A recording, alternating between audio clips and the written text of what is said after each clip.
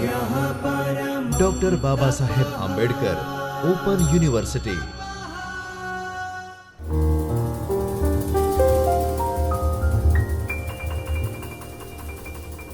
નમસ્કાર વિદ્યાર્થી મિત્રો, ડૉક્ટર બાબા સાહેબ આંબેડકર ઓપન યુનિવર્સિટીના ચૈતન્ય સ્ટુડિયોમાંથી હું Divya Darji, assistant professor department of library and information science તરફથી આપ સર્વે વિદ્યાર્થીઓનું હાર્દિક સ્વાગત કરું છું. Master of library and information science તેના વિડીયો લેક્ચર સિરીઝમાં આજે આપણે જે પેપર ભણવા જઈ રહ્યા છીએ તે પેપર છે MLI 101, જેનું નામ છે ગ્રંથાલય અને સામગ્રીની જાળવણી અને સંરક્ષણ, library materials preservation and conservation. તેના બ્લોક નંબર 1 જે છે ગ્રંથાલય સામગ્રીની જાળવણી અને સંરક્ષણ, અને તેનો એકમ નંબર 5 જે આપણે આજે ભણીશું તેનું નામ છે અગ્રંથ સામગ્રીઓ, જેને ઇંગ્લિશમાં આપણે કહીએ નોન બુક્સ મટીરિયલ્સ. તેનો આજે આપણે પાર્ટ 1 જોઈશું. આ જે એકમ છે તેમાં આપણે જોઈશું કે જે નોન બુક્સ, જે નોન પ્રિન્ટેડ મટીરિયલ્સ જેટલા છે તેમાં એ કયા કયા પ્રકારના છે અને એ મટીરિયલ્સની જાળવણી આપણે ગ્રંથાલયમાં કેવી રીતે કરી શકીએ છીએ તેના વિશેની માહિતી આપણે મેળવીશું. તો વિદ્યાર્થી મિત્રો, સૌપ્રથમ આજે આપણે જોઈએ કે આજે આપણે જે એકમ ભણવા જઈ રહ્યા છીએ તે એકમની રૂપરેખા શું છે અને કયા કયા ટોપિક્સ વિશે આજે આપણે ભણીશું. તો આ રૂપરેખા છે. સૌપ્રથમ આપણે આ જે એકમ છે તેના ઉદ્દેશ્યો જોઈશું, ત્યારબાદ અગ્રંથ સામગ્રીઓનું સંરક્ષણ અને તેના મૂળભૂત વિચારો કયા કયા છે તે જોઈશું કે અગ્રંથ સામગ્રીનું સંરક્ષણ આપણે કયા કયા વિષયોના આધારે કરી શકશું. તેમાં સૌથી પ્રથમ હતું ભૌતિક પર્યાવરણ, ત્યારબાદ છે સલામતી, ત્યારબાદ પરિક્રમણની નીતિ, ત્યારબાદ સાધનોની જાળવણી અને સંભાળ કેવી રીતે રાખવી તે, ત્યારબાદ તેનો સંગ્રહ કેવી રીતે કરવો, અને છેલ્લું જે છે તે હસ્તાંતરણ ઉપયોગ તેનો કેવી રીતે કરી શકાય તેને વિશેની માહિતી આજે આપણે મેળવીશું. તો વિદ્યાર્થી મિત્રો, સૌપ્રથમ આપણે આ જે એકમ છે તેના ઉદ્દેશ્યો જોઈએ કે આજના જે એકમ છે તેના ઓબ્જેક્ટિવ્સ કયા કયા છે. તો આ જે સામગ્રીઓ જેને આપણે કહીએ કે અગ્રંથ સામગ્રીઓ જેની આપણે વાત કરી રહ્યા છીએ તેવી સામગ્રીઓ જેમાંથી બનેલી છે તે સામગ્રીઓનું સ્વરૂપ અને લક્ષણ આપણે સમજીશું કે આજે આ અગ્રંથ સામગ્રીઓ છે તે કઈ છે અને તેનું સ્વરૂપ અને તેના લક્ષણો કયા કયા છે તેના વિશેની માહિતી આપણે મેળવીશું. ત્યારબાદ આ જે અગ્રંથ સામગ્રીઓ છે તેની ઉપર માહિતીનું અંકન કરવાની જે ટેકનોલોજી સંકળાયેલી છે તેનું વર્ણન પણ આપણે આજે કરીશું. ત્યારબાદ આ જે છે તેના યોગ્ય સંરક્ષણ અને ઉપયોગની દ્રષ્ટિએ કરેલી, જેવી રીતે કે આપણે કહીએ કે સાર સંભાળીને કેવી રીતે રાખી શકીએ, હસ્તાંતરણ કાં તો પછી સંગ્રહ સંબંધિત જે પ્રક્રિયાઓ છે તેની વિશેની ચર્ચા આજે આપણે આ એકમમાં કરીશું. વિદ્યાર્થી મિત્રો, સૌપ્રથમ આપણે જોઈએ કે અગ્રંથ સામગ્રી એટલે શું. તો અગ્રંથ સામગ્રી એટલે પુસ્તક સિવાયની સામગ્રી એવી માહિતી વાહક હોય છે કે જે પરંપરાગત પુસ્તક સ્વરૂપમાં હોતી નથી અને ઘણીવાર તેને એક્સેસ કરવા માટે ખાસ પ્રકારના સાધનોની જરૂર પડે છે. તેમાં ઓડિયો વિઝ્યુઅલ, હવે ઓડિયો વિઝ્યુઅલમાં આપણે જોઈએ તેને દાખલા તરીકે ઓડિયો વિઝ્યુઅલ કયા કયા છે તો તેમાં આપણે જોઈએ કે ફિલ્મો છે, પછી ઓડિયો ટેપ્સ છે, સીડી છે, ગ્રાફિક્સ છે, આ પ્રકારની સામગ્રીઓ એમાં ઉપયોગ. ત્યારબાદ આપણે ગ્રાફિક સામગ્રીઓ જે હોય છે તેના ઉદાહરણ તરીકે જોઈએ તો નકશા હોય છે, ફોટોગ્રાફ્સ હોય છે તે. ત્યારબાદ માઇક્રોફોર્મ્સ, જે માઇક્રોફોર્મ્સમાં હોય છે તે કયા કયા હોય છે તો માઇક્રોફિશ. ત્યારબાદ ઇલેક્ટ્રોનિક સંસાધનો અને ત્રિપરિમાણીય વસ્તુ જેને આપણે 3D કહીએ જેવા વિવિધ ફોર્મેટમાં સમાવેશ થાય છે. આ જે સામગ્રી છે તે માહિતી રજૂ કરવા અને એક્સેસ કરવા માટે વિવિધ રીતે પ્રદાન કરીએ એને પરંપરાગત પ્રિન્ટ સંસાધનોને પૂરક બનાવે છે.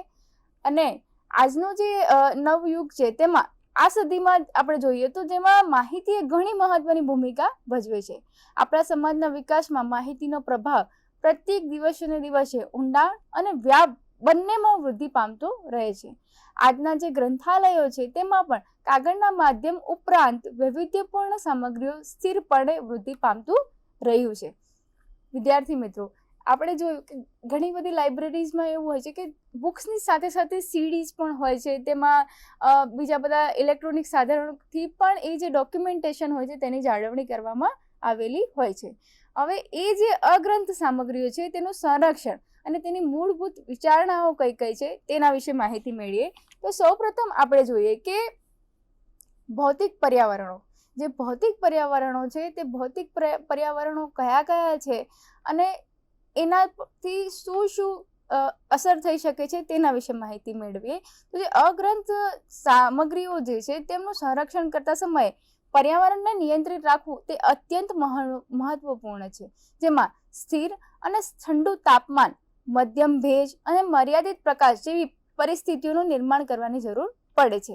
આવી જે સામગ્રીઓ છે તેનું સંરક્ષણ એસિડ મુક્ત આર્કાઇવ પેકેજિંગમાં કરવામાં આવે તો રાસાયણિક જે ક્રિયાઓથી થતું નુકસાન જે હોય છે તે ટાળી શકાય છે. સાથે જ સામગ્રીઓનું હસ્તાંતરણ અને ઉપયોગ કરતી વખતે સાવચેતી રાખવી જરૂરી છે, કારણ કે ઘણીવાર નાજુક હોય છે, કેટલીક કિંમતી પણ હોય છે, જે વારસાગત સંશોધનોને લાંબા સમય સુધી ટકાવી રાખવી જરૂરી બને છે. ત્યારબાદ ડિજિટલાઇઝેશન કરી અને તેનું બેકઅપ અને સરળ એક્સેસ સુનિશ્ચિત કરવાની પ્રક્રિયા પણ મહત્વપૂર્ણ છે. ત્યારે સંરક્ષણ કરતી વખતે સામગ્રીના સ્વરૂપ અને તેની નાજુકતા, જે ઉપયોગિતાના આવર્તન અને સાંસ્કૃતિક કે ઐતિહાસિક મૂલ્યના જે આધારે પ્રામાણિકતા નક્કી કરવી જોઈએ, જેથી કરીને જરૂરી જે સામગ્રીઓ છે તેનું સંરક્ષણ અસરકારક બની શકે. તેમાં હવે આપણે જે મૂળભૂત જેના વિચારણાઓ છે તેના વિશે વાત કરીએ કે કયા કયા પ્રમાણે જે નુકસાન જે છે તે કેવી રીતે થઈ શકે છે અને તેની સામે રક્ષણ કેવી રીતે કરી શકીએ, આ બંને વિશેની માહિતી આજે આપણે મેળવીશું.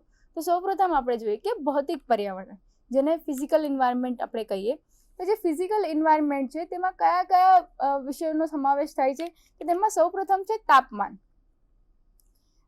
જ્યારે આપણે અગ્રંથ સામગ્રીઓ વિશે વાત કરીએ તો તેમાં વિવિધ પ્રકારના માધ્યમો અને ભિન્ન રચનાવાળા હોય છે.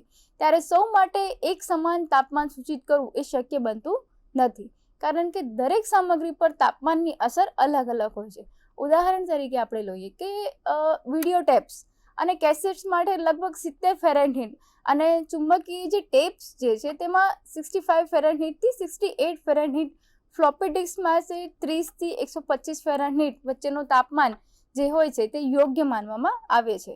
જ્યારે સામાન્ય રીતે મોટાભાગની જે અગ્રંથ સામગ્રીઓ માટે લગભગ 60 ફેરનહીટ આસપાસનું તાપમાન ઉપયોગી અને માણસો માટે અનુકૂળ હોય છે. પણ અહીં મહત્વનું એ છે કે જ્યારે તાપમાન સ્થિર રહેવું જોઈએ, ખૂબ જ ઓછી અથવા વધુ ઘટઘટ સામગ્રીઓને નુકસાન પહોંચાડી શકે છે. તેથી ગ્રંથાલય અને માહિતી કેન્દ્રોમાં જે તાપમાન નક્કી કરવામાં આવે છે તે ઉપરાંત નિયંત્રિત રાખવું જોઈએ. આ માટે જે તકેદારી રાખવી જોઈએ તે તકેદારી વિશે આપણે માહિતી મેળવીએ. તે તકેદારી કેવી રીતે રાખી શકાય? તો જે સંગ્રહ સામગ્રી જે છે તેને દરવાજા અથવા બારીની પાસે ન રાખવી જોઈએ. જે ગ્રંથાલયના બારી હોય કે બારણા હોય તેની પાસે આ પ્રકારની જે સામગ્રી હોય અગ્રંથ સામગ્રી તેને ન રાખવી જોઈએ. ત્યારબાદ સંગ્રહ ભંડોળમાંથી સમગ્ર બહાર લાવવામાં આવે ત્યારે તેમાં નવા પર્યાવરણના તાપમાન સાથે એડજસ્ટ અથવા અને થોડા સમયમાં આપવો જોઈએ. આ રીતે જ્યારે નિયંત્રિત અને સ્થિર તાપમાનનું સંરક્ષણ અગ્રંથ સામગ્રીઓની ટકાઉપણું અને ગુણવત્તાને જાળવી રાખવામાં મદદરૂપ બને છે. વિદ્યાર્થી મિત્રો, જ્યારે આપણે તાપમાનની વાત કરી ત્યારે એમાં આપણે જે વાત કરી કે જે આપણે જોઈએ કે ટેપ્સ છે કે પછી કોઈ પણ એ અગ્રંથ સામગ્રી જે છે તેને આપણે દરવાજા કે બારી પાસે ન રાખવી જોઈએ, કે એ એવા સ્થાને ન રાખવી જોઈએ કે જેમાં જલ્દીથી ભેજ લાગે. હવે આપણે બીજું જોઈએ કે તે છે સાપેક્ષ ભેજ, તેને આપણે રિલેટિવ હ્યુમિડિટી કહીએ છીએ. સાપેક્ષ ભેજ જે છે એટલે હવામાં રહેલી ભીનાશનું પ્રમાણ. આજે હવામાં રહેલી ભીનાશનું જે પ્રમાણ છે તે અગ્રંથ સામગ્રીઓ પણ પુસ્તક જેવી ભેજ માટે ખૂબ જ સંવેદનશીલ હોય છે. જેવી રીતે પુસ્તકોમાં ભેજ લાગતી હોય છે તેવી રીતે અગ્રંથ સામગ્રીઓ જો હોય છે તેમાં પણ આ પ્રકારે ભેજ લાગી શકતો હોય છે. જ્યારે અહીં આપણે જે પ્રમાણે વાત કરી તે પ્રમાણે કે તાપમાનની જેમ તમામ પ્રકારની અગ્રંથ સામગ્રીઓ માટે એક સમાન ભેજનું પ્રમાણ નક્કી કરી શકાય તેમ નથી, કારણ કે પ્રત્યેક સામગ્રીની રચના અને પ્રતિક્રિયા અલગ અલગ હોય છે. તેથી જ ભેજનું પ્રમાણ ન તો વધુ ઊંડું હોવું જોઈએ ન તો ખૂબ ઓછું હોવું જોઈએ, કારણ કે અસંતુલિત ભેજ જે સામગ્રીઓ જે છે તેને વાંકી વાળવા કે સડવા, ચોંટી જવાથી અથવા ફૂગ લાગી જવાથી શક્યતા વધતી રહે છે. ત્યારબાદ બીજું આપણે જોઈએ તે છે ધૂળ અને પ્રદૂષણના કારણે કેવી રીતે આ જે સામગ્રીઓ છે તેને નુકસાન પહોંચી શકે છે. તો તેમાં આપણે જોઈએ કે ધૂળ અને પ્રદૂષણથી સંપૂર્ણપણે મુક્ત પર્યાવરણ મોટા ભાગે શક્ય નથી, પરંતુ તેના પ્રભાવને ઓછો કરવા માટે કેટલીક તકેદારી અપનાવી શકાય, જેમ કે સંગ્રહ સ્થાન જે હોય તેને સાફ અને બંધ રાખવું, અને ત્યારબાદ એર ફિલ્ટર અથવા એર પ્યુરિફાયરનો ઉપયોગ કરવો બધી સામગ્રીઓ મૂકવા માટે. ત્યારબાદ બંધ કવર અથવા એસિડ મુક્ત બોક્સમાં રાખવી જોઈએ. આથી આ જે સામગ્રીની જે સપાટી અને માધ્યમ જે સ્તર હોય છે તેની ઉપર ધૂળ અને પ્રદૂષણ જે હોય છે તેની અસર ઓછી થઈ શકે તેના માટે. ત્યારબાદ બીજું જે છે તે છે પ્રકાશ, જેને આપણે લાઇટ કહીએ. તો જે સૂર્યપ્રકાશ છે અને વધુ પડતો જે ફ્લોરોસન્ટ પ્રકાશ અગ્રંથ સામગ્રીને નુકસાન પહોંચાડે છે. વધારે પ્રકાશના કારણે સ્લાઇડ્સ, ત્યારબાદ ફોટોગ્રાફ્સ છે, ટેપ્સ છે અથવા ફ્લોપી ડિસ્ક જે છે તે ધીરે ધીરે શું થાય છે, ઝાંખી પડવા માંડે છે અને પીળા અથવા ભૂરી બની જાય છે, અને તેમની ગુણવત્તા પણ જે હોય છે તે ઘટી જાય છે. તેથી સંગ્રહ સ્થાનને સીધા સૂર્યપ્રકાશથી દૂર રાખવું જોઈએ. બારીઓ અથવા પડદા કાં તો પછી યુવી પ્રોટેક્ટિવ ફિલ્મ્સ લગાડી અને જે લાઇટ્સ જે હોય છે તેનો ઉપયોગ કરી અને નિયંત્રિત કરવો યોગ્ય બને છે. આ જે પગલાં છે તે પ્રકાશનના નુકસાનથી અને સામગ્રીને સુરક્ષિત રાખવા માટે અસરકારક બને છે. ત્યારબાદ આપણે જોઈએ કે બીજું જે છે તે છે ચુંબકીય ક્ષેત્રો, જેમ કે મેગ્નેટિક ફિલ્ડ્સ. આપણે કહીએ કે મેગ્નેટિક જે ઓડિયો ટેપ્સ છે, વિડીયો ટેપ્સ અથવા અન્ય ઘણી દ્રશ્ય અને શ્રાવ્ય જે સામગ્રી જે છે તેમાં માહિતી ચુંબકીય પટ્ટીઓ ઉપર સંગ્રહિત કરેલી હોય છે. આ જે મીડિયામાં મુખ્ય જે ચિંતા એ છે કે જો તે કોઈ તીવ્ર ચુંબકીય ક્ષેત્રમાં સંપર્કમાં આવે તો તેમાં રહેલા ચુંબકીય જે સિગ્નલો જે છે તે ધૂંધળા થઈ જાય છે અથવા ભૂસી પણ જાય છે, જેના પરિણામે ધ્વનિ અથવા જે જોઈ શકે તેવી જે સામગ્રીઓ હોય છે તે બગડી જાય છે અથવા સંપૂર્ણપણે નષ્ટ પણ ક્યારેક કાં તો કરપ્ટ થઈ જતી હોય છે, જેને આપણે કહીએ સંપૂર્ણપણે નષ્ટ થઈ ગઈ કાં તો કરપ્ટ થઈ જાય છે.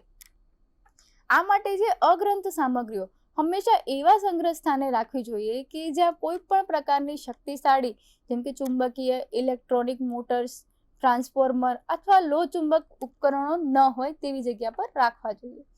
મોટાભાગની જે ઓડિયો અને વિડીયો ટેપ્સ પોતાના પ્લાસ્ટિકના આવરણ અથવા તેના જે કેસ હોય છે તેમાં આવતી હોય છે, જે તેમને ધૂળ અને પ્રકાશથી કંઈક હદ સુધી સુરક્ષા આપે છે, પરંતુ ચુંબકીય અસર સામે આ કેસ પૂરી સુરક્ષા પાડતું નથી. તેથી જ આવી જે સામગ્રીઓ હોય છે તેને લાકડા અથવા બિન ચુંબકીય ધાતુના બનેલા શેલ્ફમાં રાખવી અને સંગ્રહ સ્થાનને ધ્રુજવા કે પછી આંચકા અથવા ઇલેક્ટ્રોનિક મેગ્નેટિક ટેપ્સ જે હોય છે તેના અવરોધથી દૂર રાખવું તે અગત્યનું છે.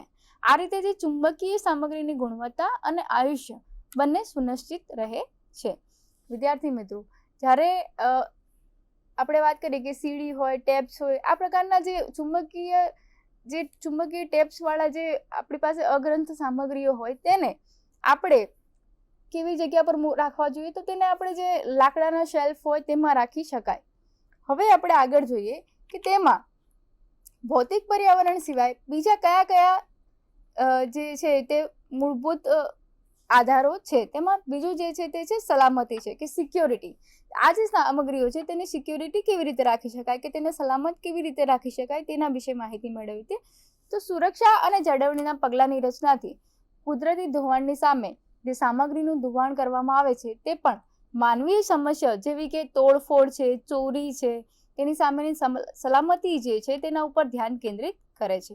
સલામતીના પાસાને ધ્યાનમાં લઈને જ્યારે સંગ્રહની પ્રક્રિયા વિશે ગંભીરતાપણે ધ્યાન આપવું જોઈએ. આ પ્રકારની જે સામગ્રીઓ છે તેનું સ્થળ અને તેના ઉપયોગ માટે જે પ્રાપ્તિ કોઈ સહાયક કર્મચારી કાં તો પછી સહાય વિના વાંચક મેળવી ન શકે. આ જે પુસ્તક શોધવામાં અને અગ્રંથ વાંચન જે સામગ્રી મેળવવામાં મૂળભૂત તફાવત બની રહેતો હોય છે. ત્યારબાદ આપણે જોઈએ કે પરિક્રમણની નીતિ, જે સર્ક્યુલેશન પોલિસી જે છે તે કેવી પ્રમાણે હોઈ શકે. તો જે અગ્રંથ સામગ્રીઓ છે તેના ઉપયોગમાં સલામતી અને સેવા વચ્ચેનું સંતુલન જાળવવું અત્યંત જરૂરી હોય છે. આ માટે જ સારી રીતે વાંચીને પરિક્રમણની નીતિ તૈયાર કરવી પડે છે, જેથી જે વાંચક જે છે તેને સુવિધા મળી રહે અને સામગ્રી પણ સુરક્ષિત બની રહે. પરિક્રમણ નીતિ બનાવતી વખતે જે મુદ્દાઓ ધ્યાનમાં રાખવાના હોય છે તે મુદ્દાઓ વિશે આપણે માહિતી મેળવીએ કે જ્યારે ગ્રંથાલયની સામગ્રી જે છે તે બહાર આપવી કે ન આપવી, એ શેના માટે, તો કેટલીક નાજુક અથવા દુર્લભ સામગ્રીઓ જે બહાર લઈ જવાની મંજૂરી આપવી કે નહીં આપવી તેના પણ આપણી પાસે સ્પષ્ટ નિયમો હોવા જોઈએ. ત્યારબાદ જે બીજું જે છે તે છે આંતરિક ઉપયોગ માટે સુવિધાઓ પૂરી પાડવી.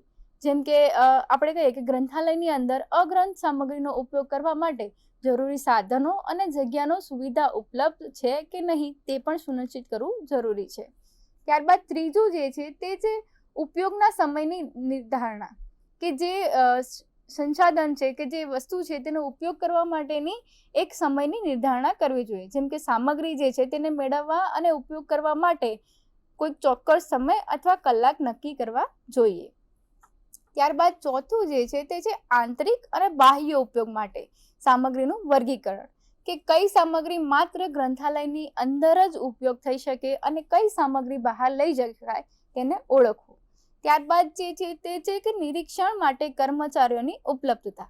જ્યારે ગ્રંથાલયમાં સામગ્રીનો ઉપયોગ દરમિયાન દેખરેખ અને માર્ગદર્શન માટે પૂરતા કર્મચારીઓ હોવા જોઈએ. ત્યારબાદ છે કે વાચક જે છે તેની પાસે યોગ્ય સાધન છે કે નથી તે ચકાસવું. જો સામગ્રી બહાર લઈ જવાની મંજૂરી મળે તો વાચક જે છે તેની પાસે ઉપયોગ કરવા માટે જરૂરી તેવું સાધન, પ્લેયર, સ્કેનર વગેરે સાધનનો ઉપલબ્ધ છે કે નથી તેનો વિચાર કરવો. સારી પરિક્રમણની જે નીતિ જે છે તે પ્રક્રિયાનું સંરક્ષણ પણ થાય છે અને વાચકોને ગુણવત્તાસભર સેવા પણ મળી રહે છે.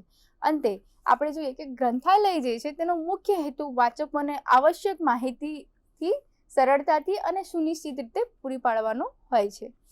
ત્યારબાદ જે છે તે છે સાધનોની જાળવણી અને વ્યવસ્થિત રાખવા, કે જે સાધનો જે છે તેને મેન્ટેન કેવી રીતે કરવું અને તેને અપ ટુ ડેટ કેવી રીતે રાખી શકાય તેના વિશે માહિતી મેળવીએ. તો જે અગ્રંથ સામગ્રીઓ છે જેમ કે વિડીયો ટેપ્સ, ફિલ્મો છે, ઓડિયો ટેપ્સ છે, પછી સ્લાઇડ્સ છે, પછી ટ્રાન્સપેરન્સી ફિલ્મ સ્ટ્રીપ્સ વગેરેના ઉપયોગ માટે ખાસ પ્રદર્શન સાધનો જરૂરી હોય છે. આજે સામગ્રીનું જીવન અને તેની ગુણવત્તા મોટા ભાગે તેમને માટે ઉપયોગમાં લેવાતી સાધનોની યોગ્ય જાળવણી પર આધાર રાખે છે. જો સાધનોની યોગ્ય રીતે સફાઈ, તપાસ અને સેવા ન થાય તો તે સામગ્રી ખૂબ જ ઝડપી નુકસાન પામી શકે છે. ઉદાહરણ તરીકે આપણે જોઈએ તો જે ચુંબકીય ટેપ્સ છે તેને ચલાવવા માટે વપરાતા ટેપ રેકોર્ડર અથવા પ્લેયરના હેડ હંમેશા સ્વચ્છ રાખવા જોઈએ, જેથી તેને ધૂળ હોય કે ગંદકી ટેપ પર ચોંટી ન જાય. અને તેના ઉપરાંત જે સાધનોમાં જે સ્થિર વિદ્યુત પ્રવાહ, જેને સ્ટેટિક ઇલેક્ટ્રિસિટી કહીએ છીએ, તે ન જમાય તે માટે નિયમિત ચકાસણી કરવી જરૂરી છે. જ્યારે ધ્વનિ રેકોર્ડ્સ પ્લેયરના જે સ્ટાઇલ્સ જે સોય હોય છે જો ખરાબ હોય અથવા ઘસાઈ ગયેલી હોય તો તેને રેકોર્ડ્સની સપાટી પર ઘા કરી શકે, તેને નુકસાન પણ પહોંચાડી શકે.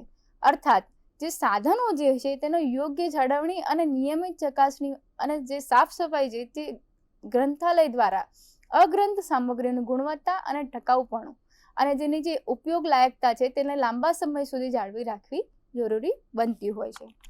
ત્યારબાદ જોઈએ કે સંગ્રહ. આ જે અગ્રંથ સામગ્રીઓ છે તેને સંગ્રહ, સ્ટોરિંગ કેવી રીતે કરી શકાય તો તેના વિશે માહિતી મેળવીએ. તો જે ફોનોગ્રાફ્સ રેકોર્ડ, ટેપ્સ, ફિલ્મો જેવી અગ્રંથ સામગ્રીઓનો સંગ્રહ સામાન્ય રીતે જે ઊભી સ્થિતિમાં કરવો અત્યંત યોગ્ય માનવામાં આવે છે. ઊભી ગોઠવવાથી ધ્વનિ રેકોર્ડ્સ વાંકા પડતા અટકવામાં સહાય મળે છે, તેમજ જે ટેપ્સ જે છે તે ફિલ્મોને વધારવામાં દબાણથી થતા નુકસાનને બચાવી શકે છે. જો સમગ્ર સપાટી જે છે તેને સમાંતર કે આડી રીતે ગોઠવવામાં આવે તો તેના વજન અને દબાણના કારણે પણ તેની ધાર છે કે કાં તો તેની સપાટી પણ છે તેને નુકસાન પહોંચી શકે છે. અને જ્યારે સ્લાઇડ્સ અને ફોટોગ્રાફ્સ જે હોય છે તેને પણ ઊભા ગોઠવણી કરવાની હોય છે, તે શ્રેષ્ઠ માનવામાં આવે છે. કારણ કે ફોટોગ્રાફ્સ માટે એસિડ મુક્ત પરબિડિયા, હવે જે ફોટોગ્રાફ્સ છે તેને એસિડ મુક્ત પરબિડિયા એટલે એસિડ ફ્રી એન્વોલપ્સ જે હોય છે અથવા ફાઇલ્સનો ઉપયોગ પણ કરવાથી તે લાંબા સમય સુધી ઝાંખા પડતા નથી અને તેમનું જે ગુણોત્તમ સંરક્ષણ છે તે થાય છે. ત્યારબાદ પ્લાસ્ટિકથી બનેલી સુનિશ્ચિત કવર અથવા બોક્સ સંગ્રહ માટે સારા વિકલ્પ બની શકે છે. યોગ્ય સંગ્રહ પદ્ધતિથી આ સામગ્રીની મૂળ ગુણવત્તા અને સ્વરૂપ જે છે તે ઉપયોગ લાયક લાંબા સમય સુધી જાળવી રાખી શકાય છે. ત્યારબાદ આપણે જોઈએ કે હસ્તાંતરણનો ઉપયોગ કે હેન્ડલિંગ કેવી રીતે થઈ શકે.